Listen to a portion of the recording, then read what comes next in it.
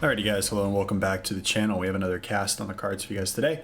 It's going to be done on Adaptive Twin Rivers. This is a 5v5 with a pretty wide range of skill level, and we'll get into that whenever we introduce the players. So let's go ahead and start up here at the top. In the rearguard air position, we have Okpuk going Cybran, opening first land. He is 2100 player, rated the highest on the Team 1 side, and then moving from the south and working north, we have Nasa, who is going Seraphim, opening first land. To his north, we have Grodbilks. He's going Aeon, opening first land, got a series of pigeons set up. His teammate to the north is Thermo Nuke, going UEF, opening first land as well. And last but not least, we have Valone going UEF and opening first land. So that wraps it up with Team 1. Pretty wide skill range with Okpuk topping the charts at 2100, and then NASA sitting at 1200 on the lower side of things, right about where I would be. So maybe I could have made it into this game. You never know. Let's move on to team number 2. Down here at the bottom, we have MSG. He is Cybran going first land. Already got his first hydrocarbon power plant in the works. And then going again from south and working north, already out to the middle, headed out to the middle, we have Maximus XXX going Cybran, opening first land. His teammate to the west, we have Worst of All going UEF, and he is going first land. To his north, we have Gooey 82 going Cybran and opening first land. And then to his north, we have Fior going Aeon, opening first land with an interesting array of power generators already set up. Obviously a template with more plans for additional factories and additional power. So let's get into this. I picked this game because it has a really wide range of skill, and anytime you have a really wide range of skill, there's bound to be interesting things that happen. The other thing that caught my eye whenever I was initially reviewing this game is this is an adaptive Twin Rivers, but they have elected to leave the secondary air slot open for the rearguard air position. So the rearguard air position is going to have an additional player's worth of mass extractors to work with. Not opening up the side islands though. I think that there is a version of this map where you can actually have 2 players playing on each of these side islands as well, and that's if you want to go 8v8, I think, and really enjoy the true slideshow Supreme Commander experience after you get past 20 minutes and your sim speed is -8, if you're like me with my computer. So out in the middle, we have Maximus XXX scooping reclaim, so there is a good amount of reclaim on this map. You can see it mirrored over here with the T2 transport and a series of wrecks, so he will be benefiting from a little bit of extra mass income at the beginning of the game. We'll see how he ends up making use of that. His teammate Fior at Aeon Com already coming towards the middle and looking to disrupt the reclaim operations of the opposing team. Not too bad of an idea, if I do say so myself, as he gets in there. And then we'll be taking advantage of this additional reclaim, which is a couple hundred, so not too shabby. It's a good amount of reclaim for a couple of extra tanks or kickstarting you on the way to your first T2 mechs. Speaking of eco, we have these teams pacing pretty much in lockstep, with Team 1 edging out Team 2 very slightly from a timing perspective, or a mass generated per tick standpoint, and undoubtedly due to the additional engineers that Team 1 has deployed for reclaim operations, whereas Team 2 seems to be going more for initial build power than it would be for reclaim, with the exception of these middle areas. NASA, that's right, already setting up his first kind of real forward and aggressive Team 1 mass extraction point. Has a reclaim, it looks like, or a reclaim rally point set up in the forward areas there, and setting up some radar for some good forward coverage. Side island in the south being grabbed rather quickly by MSG, dropping down a couple of T1 land factories, obviously preparing for at least a little bit of opposition coming in from his mirror Okpuk, but Okpuk does not... This is a skyhook. No, he's just going straight for T2 air, so I don't think Okpuk produced a single T1 air unit and is just slamming it straight home for T2 air. His mirror MSG, while he is going for the side island, it looks like he is going to make a quick pit stop, grab a couple of T1 air units, so a couple of prowlers, that Tech 1 interceptor, but he is going to be pretty quickly and efficiently moving to that Tech 2 HQ as well. Not quite as up to speed as Okpuk, but doing pretty well all the same. Thermonuke is going gun damage and range, so UEF Zephamp Com. He's got a pretty good hold on this section of the map with a T2P gen setup with a couple of wall sections. Engineer's doing a good deal of reclaim here, but doesn't have a heck of a lot of spam towards the middle. Meanwhile, as I look towards the bottom, we see kind of our first interaction. Maximus XXX seems to be caught sleeping here a little bit with a nice contingent of Thams as well as NASA's Com. We do see worst of all not being the worst of all and coming in and giving his buddy a little bit of a hand here, and additional spam reacting from Maximus, so I think that comm will be okay. They could even probably turn this and do some 2-on-1 comm action here. Nasa asking his teammates for help there in the chat, but it does not look like the Team 2 ACUs will be pursuing any sort of drastic action, but Grodbilks, call him Grody. Grody has noticed a little bit of a gap here in the middle. He's going to be doing a nice little run by with these Auroras. These Auroras, of course, getting a buff in the last patch. We tested it out, and these guys can hold their own as long as they're microed correctly and not, as it would seem the case, just run kind of to their doom. But anyway, taking out a couple of T1 mass extractors, so not going to be too broken up about that. Worst of all, should be able to reclaim these mexes relatively easily. Seems like he's moving his comm to do just that. We see the build orders put out. Not a huge grab has been made for the top side island. Again, we have Okpuk not electing to go T1 air and just going straight for T2. So with MSG going for the bottom, or Fior, who is the most northerly land player, is actually making a grab for this position. Looked like Valone was going to contest, but a series of flares pumped out from this first T1 land factory have put a stop to that. T2 upgrade coming in for Valone as well on his comm, gun damage or gun range coming in for Fior. So Fior is going for a little bit of some sniper comm action there. We'll see what he ends up going. I can't remember if it's you can go range in sensors or if you can go speed in sensors, but we'll see if he pairs that with the sensor upgrade. Meanwhile, down to the south, everybody's getting comm upgrades. You have Maximus getting a T2 upgrade on his comm. So, of course, with Cyberin, one of the downsides is you cannot both get comm and T2. So, electing to kind of set up a hard point here instead of being more combative with his comm in the early stages of the game. Thermonuke, though, that gun upgrade that we saw him on earlier is going to be running down, trying to get into Gooey's face here. Taking out a couple of T1 mass extractors and a radar. And gun range is almost done, so depending on how Fior plays this, Fior could position his comm to put a stop to it.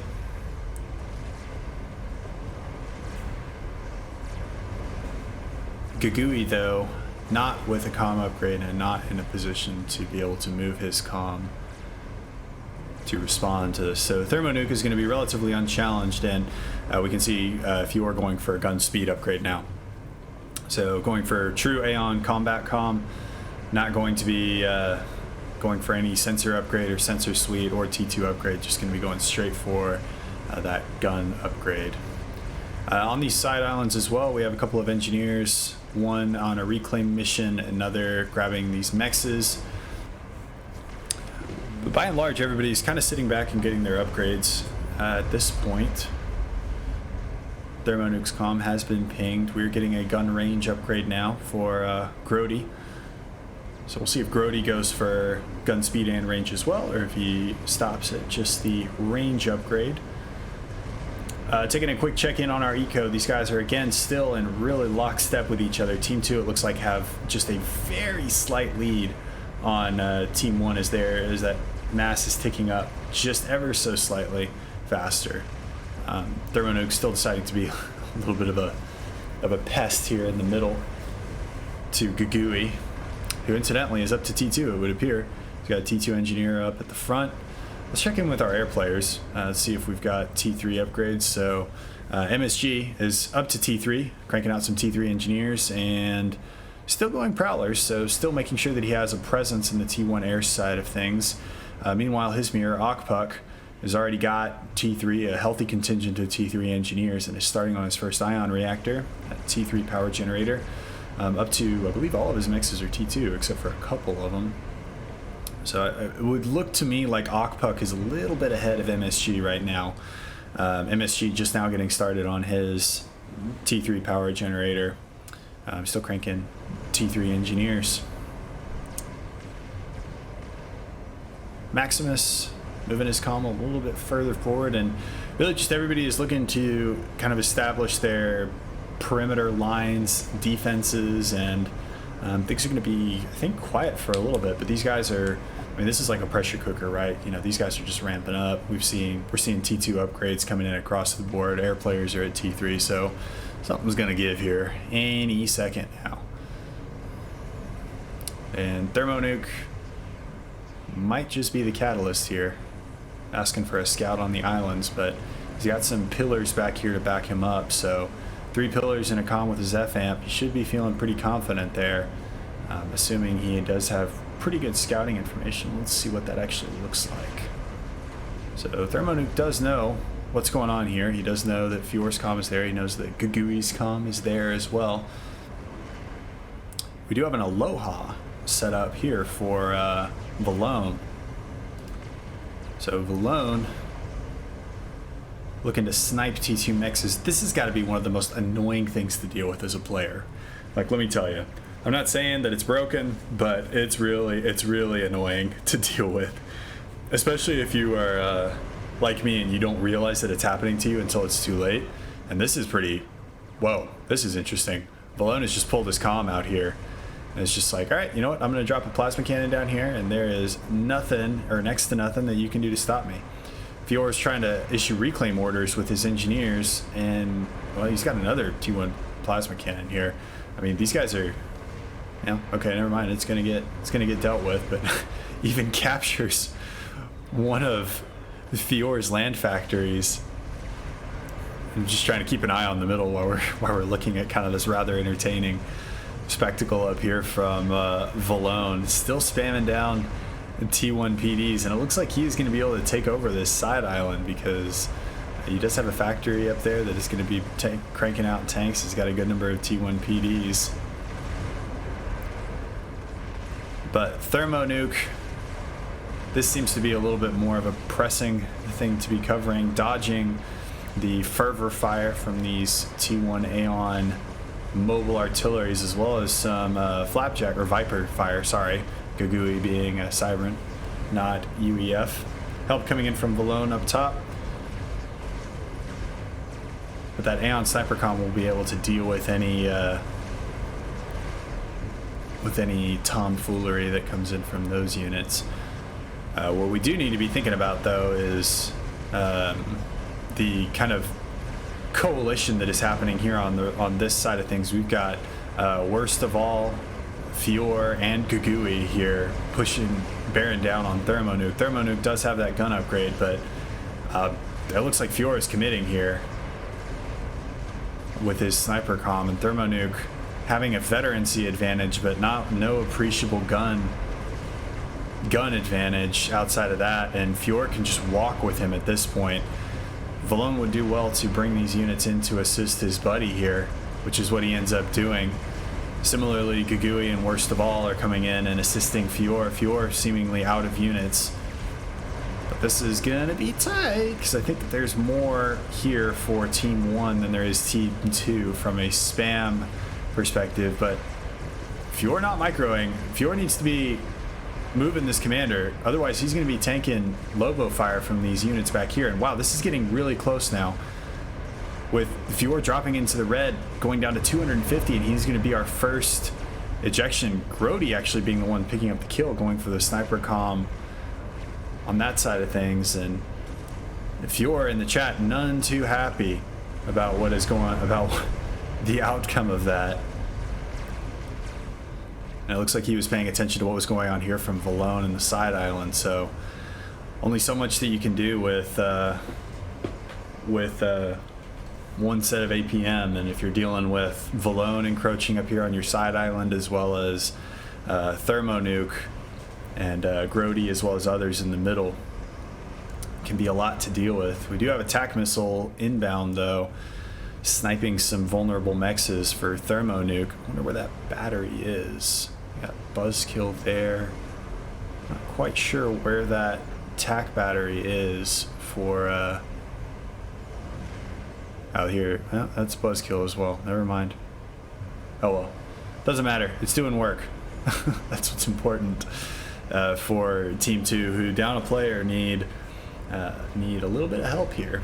And then Valone with the ejection of Fior will be taking over this top side island, but MSG still in pretty firm control of this bottom island here.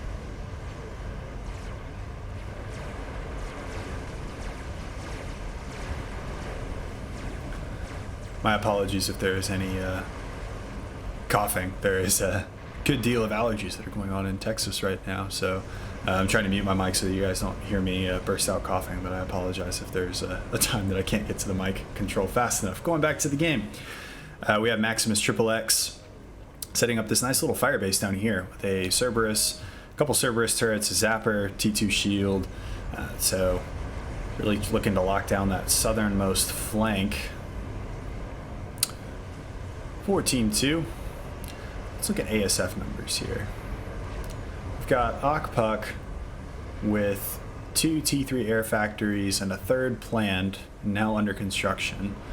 And if we look down here, we are not seeing the same kind of production capabilities from MSG. So MSG is going to have a little bit of catching up to do. I imagine that we will see the ASF numbers reflect this. So looking at MSG's ASF numbers, we got 20 the Gemini ASF with a handful of Prowlers, half of which are out of fuel. On Okpuk's side, 24. So good deal more ASFs out for Okpuk, as well as a good deal more production capacity. And if you look at the mass incomes, you're seeing that skew towards Okpuk's favor as well, even with MSG having control of the side island. So they may be going for this side island, even though there are mass extraction points down here. They're not delivering a whole lot of mass into his coffers as of yet. Nice little sprite squad congregating under an asylum and forces back actually all of the spam here for Maximus XXX. NASA was apparently feeling the pressure there from the Space Soviet down in the bottom side of the map. Going for some mass upgrades for himself. Mass still very close. For 17 minutes into the game, only seeing like a 2 to 3K difference between these two teams is pretty impressive, especially considering Team 2 is down a player. They will have the ability to reclaim a good number of this mass, and so that will definitely help offset the differential there. But still impressive that playing 4 to 5, we still have a relatively even game from a mass perspective. These sprites are now moving forward and beginning to probe at worst of all's either what remains of his firebase or the T2 PD that he has set up. He's going to lose his radar as well. What does that do for his ability to see what is going on out here? Okay, so there's still redundant radar from one of his teammates, or I guess it would be this guy down here, or T2 or T3 Omni radar down there.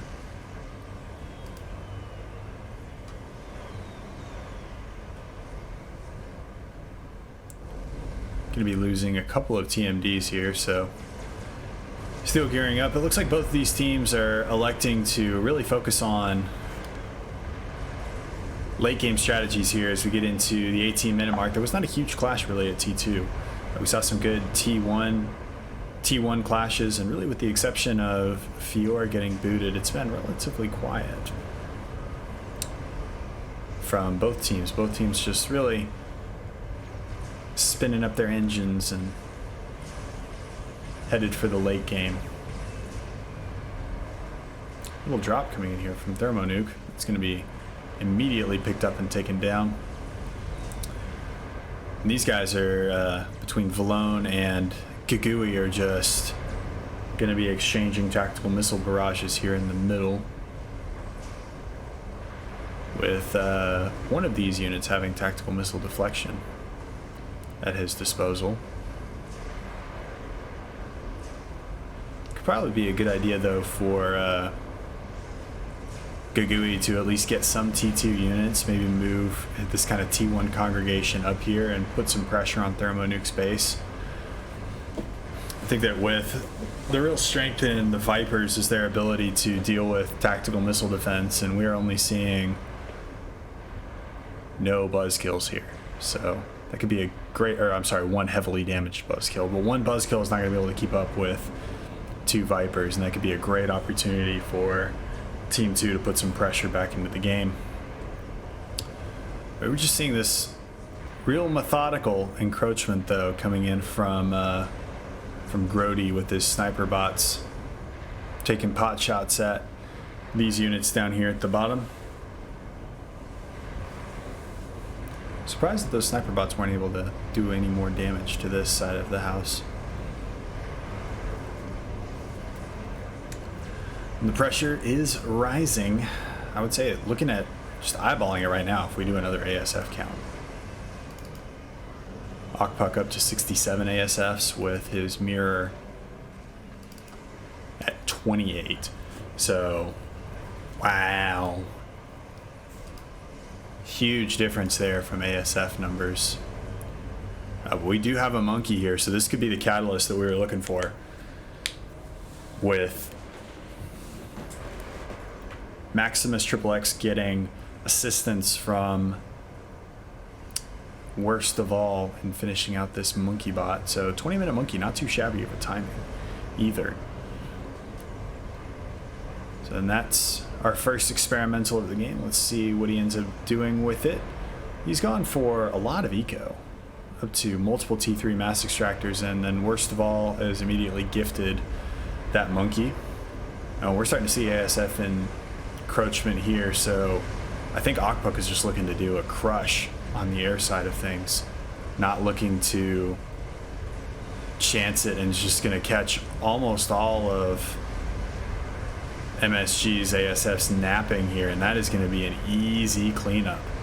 So air dominance going to Team 1 pretty decisively there, and now MSG's job has just gotten a lot harder from a catch-up perspective. So we'll see what Team 1 decides to do with the air superiority that is at their disposal. We got a strat bomber that's hovering down here also from Okpuk, so now we're starting to feel Okpuk in this game, whereas he was pretty quiet for a really long time. This strat is going to mop up a lot of mass extractors down here, and it doesn't look like there is any T3 production down here, so no ability to produce Myrmidons, and we have 10 ASFs, or 7 or 8 ASFs from MSG, so that's not going to be good. And Team 2 recognizing the air defeat and electing to hold back with the monkey and the ground attack for now, otherwise it'll get just mopped up by strategic bombers or whatever else Okpuk has in store for them.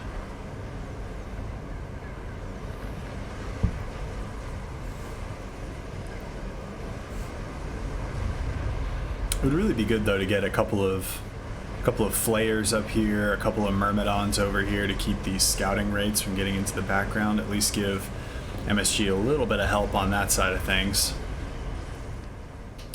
Still electing to go with one factory and just massively assisting it, well, / upgrading his hives. And that strat is still the worst thing that has ever happened to MSG down here at the bottom. He's cranking Sky Slammer. He's got 9 of them on the field. I'm not even sure how much damage that's actually doing. None. This strat bomber is a 4-star vet with 44 kills to his name. That is a real fat strat. That's the problem. The Sky Slammer's missiles move so slow that they end up despawning before a lot of times before they can catch like some of the faster tier 3 aircraft.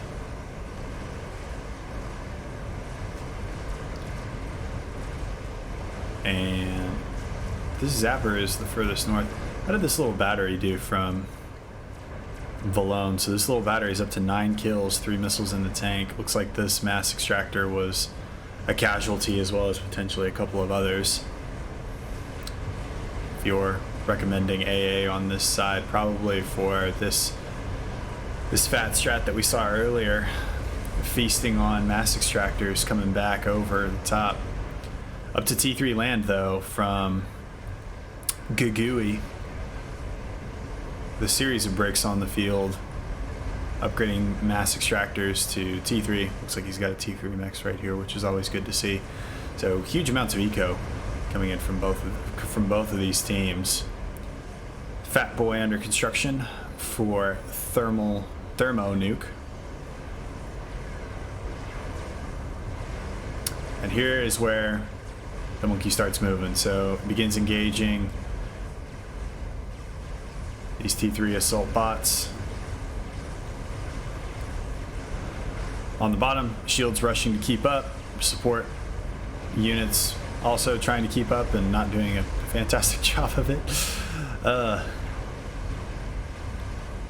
And the Monkey Lord is going to eviscerate these harbs, but there is a huge amount of strat bombers that come in and deal some pretty hefty damage, and that Monkey Lord is appearing to think twice about this, and then thinks 3 times and goes back in. Gonna clean up a lot of these miasmas. Probably gonna pick up a couple of ranks of veterancy from this whole attack. So yeah, up to a rank in vet.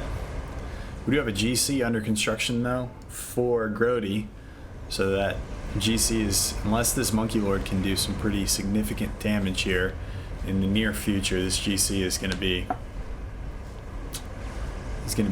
able to crush the Monkey Lord, especially since it's already damaged. We've seen in the past how woefully inferior the Monkey Lord is to the GC in a one-on-one scenario. Another round of spy planes going out. This time it looks like there is some AA to try and slow these guys down and not just give Okpuk unfettered view into the backfield. But Okpuk going for teleporter. I don't know why he's going for teleporter. It seems like something that you don't necessarily need to do in that instance, and he ends up canceling it. He is basically floored with his energy production. Huge amounts of air production going into ASFs.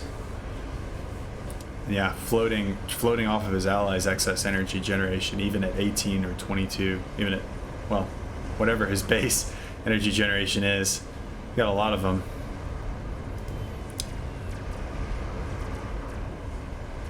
And so Gugui is now electing to move his bricks in without the Monkey Lord's support. Monkey Lord's trying to catch up here. But this GC is now done, that we looked at earlier, and is now stomping his way towards the front lines. And so these bricks are going to be hard pressed, especially with the strat bomber. Multiple strat bombers dropping their payloads on their heads. There are Cougars in the mix though for worst of all, and those Cougars, T3 mobile anti-air for the UEF, are going to do work. But looks like everybody's just hesitating a little bit. I think they could crush this side. Like, just take the Monkey Lord in through here with the brick support and just right through the right side. Although this GC is starting to move with this squad of sprites that have been so irritating for Team 1.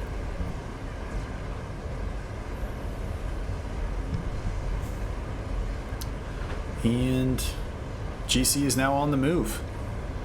Just going straight in. Maximus on a T3 upgrade. Trying to crank out some support commanders. Thermonuke's Fat Boy is now done, that we saw a little bit earlier. So some long range support. And worst of all is getting his own Fat Boy out. Also starting to crank out some Percivals. So we are starting to get firmly into the experimental phase of this game. And the Monkey Lord and the GC will engage. And I don't think this is going to be a great fight for this monkey. There are not enough support units, only 2 Percivals in this mix. And we will see the monkey the monkey bite it. Several bricks are being moved in, but that GC is still looking very healthy indeed.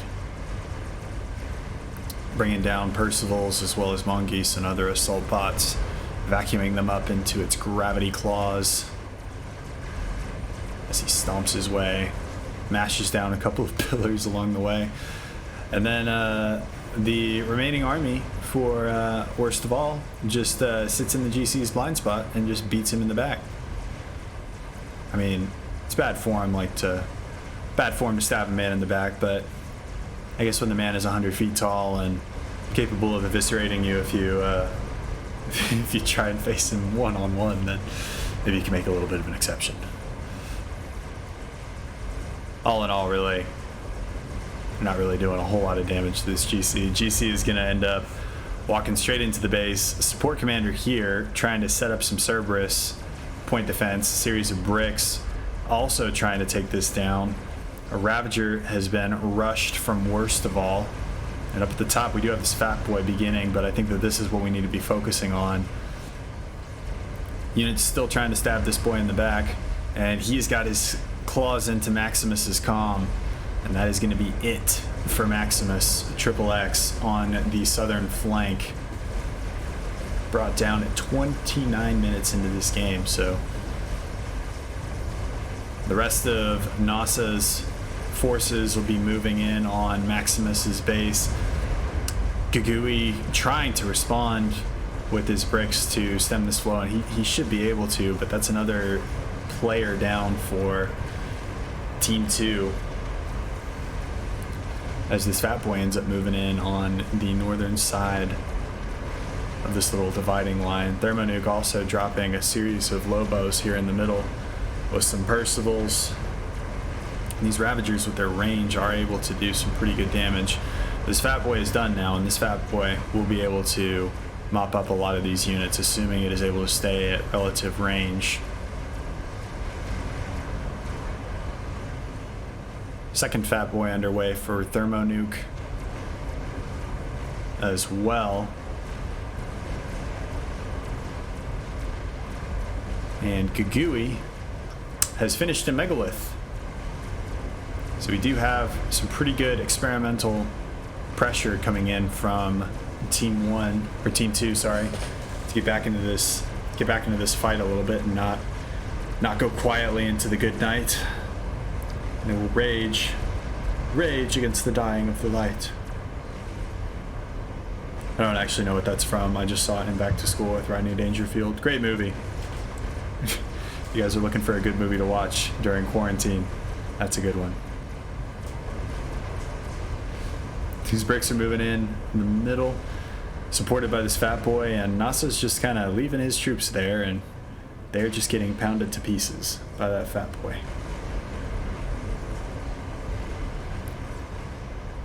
Fat Boy has stopped. We'll set up stationary position, and this is what is so strong about Fat Boys. So I used to just treat Fat Boys like any other experimental unit, right? You treat them like a big ass tank, and then you just send them in. Whenever in reality, these things are like untouchable. They can shoot from like half the map away. Speaking of which, we got a second one in from Thermonuke, and these bricks are going to get mopped up by the combination of Harbs and point defense. Nice little mass gift for Team 1, who have yet to go down a player in this game.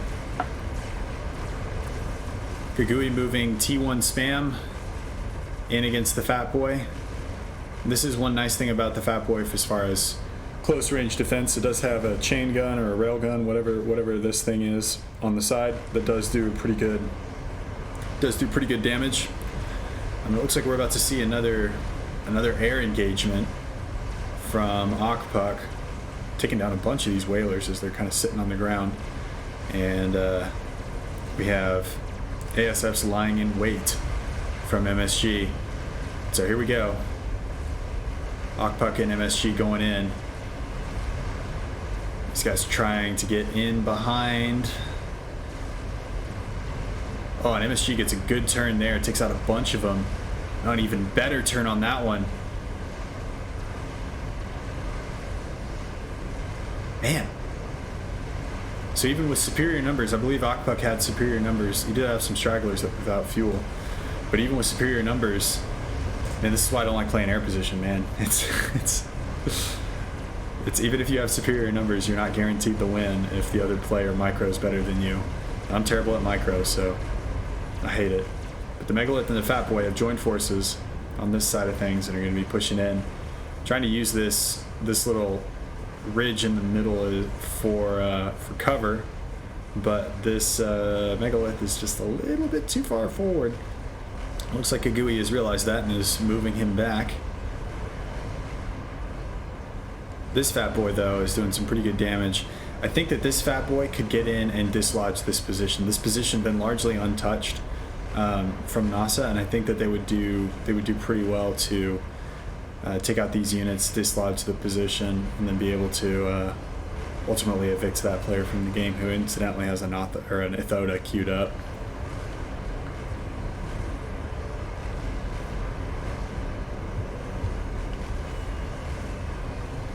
Another Fat Boy and a third queued up for Worst of All. So Worst of All going all in. Same with Thermonuke, except Thermonuke is about 1200 HP ahead, or 12,000 HP rather, ahead of Worst of All, his UEF counterpart. And Rambo support commanders out for Valone. Ooh, and this Fat Boy, this is not good. He's getting 2-on-1 here. Nobody wants to get 2-on-1. Because then you explode like that. And nothing really that Team 2 can do to get out to reclaim that fatty. With a third Fat Boy out.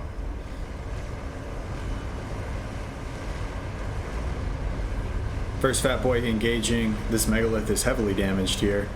We do have a Scathis under construction for Gagui and a network of Gunthers, so he's not interested in dealing with these Fat Boys, and that is enough Gunthers to take out a Fat Boy. This Fat Boy running away from superior forces here. Second Fat Boy for Worst of All, almost done. We've got two Fat Boys, though, bearing down on him. This Megalith is being brought in from the east. We'll see how much this Megalith actually does, if he can get in range on this Fat Boy and do some damage. Worst of All, trying to move this Fat Boy and evade as much fire as possible. And that Megalith will end up going down. Sport commanders engaging, as well as bricks. Second Fat Boy is done. And dealing with this T3 Vanguard up here for Team 1. I think that this little group of T3 units will get destroyed. And we have GC added to the mix, man. So Team 1 really looking to add insult to injury here. This Fat Boy, I believe, will go down. So that'll help even things out a little bit from the artillery perspective. But Worst of All has both of his Fat Boys with no shield. Might be able to finish off this one, but Worst of All is bearing the brunt of this attack between Fat Boys, GCs, series of Ravagers that are online though, so these guys will be able to do a good amount of damage. This GC getting dangerously close to that Fat Boy.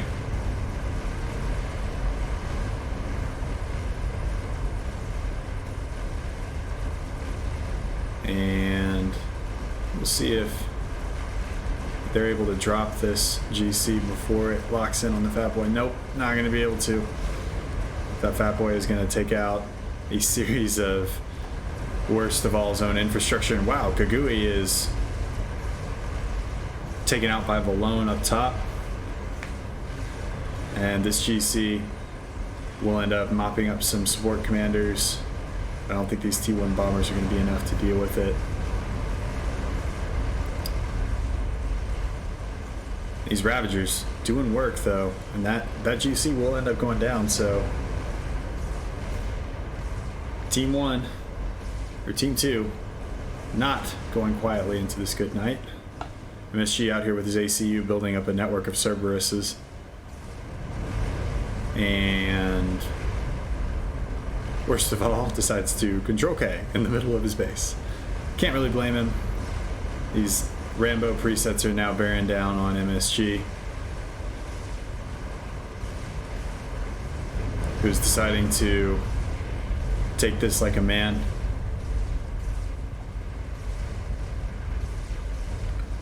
And is going to be fighting to the end, it would appear. Our lone survivor from Team 1.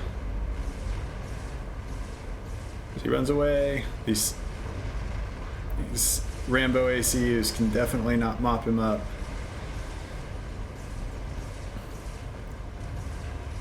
Oh, he does have stealth upgrades, so can't be seen. And then he decides to control K. Can't really blame him. Alright, so basically an ace from Team 1. And so to recap this, I want to talk about a couple of things that I think were crucial from Team 1 as far as why they ended up winning this game, because obviously this was a little bit of an ace from Team 1, but I wanted to talk about a couple of reasons why I think that they won this game from a high level perspective. So first, Okpuk's decision to go mass factories and really skip the T1 phase really allowed him to gain initial air superiority. Yes, MSG did end up taking it back later on, but with that air superiority, he was able to pump out things like strap bombers and harass down here, as well as deal with some of the initial experimentals that Team 1 were able to field. Team 1 had the first experimental, but they couldn't use it because there was no air support that MSG was able to provide because he lost all of his ASFs, which, I mean, you can't really blame him. Like, he played fantastically well, and I'm being probably overly critical considering I'm a subpar air player at best, but that is one of the reasons why I think that he ended up winning. The other reason is Fjord managing both the top island and his comm here in the middle was another, we can see this little explosion right there, but that was another pretty critical turning point for Team 1. So balance in this game was 93%, so it was a very good game. Like, it was well fought by both teams, but I did pick out those two kind of key incidents as being turning points for the game. So if you guys like what you saw, thank you guys very much for watching. I'll go ahead and wrap the video there and get this bad boy posted up to the channel. But until next time, I'll see you guys in the next one. Peace.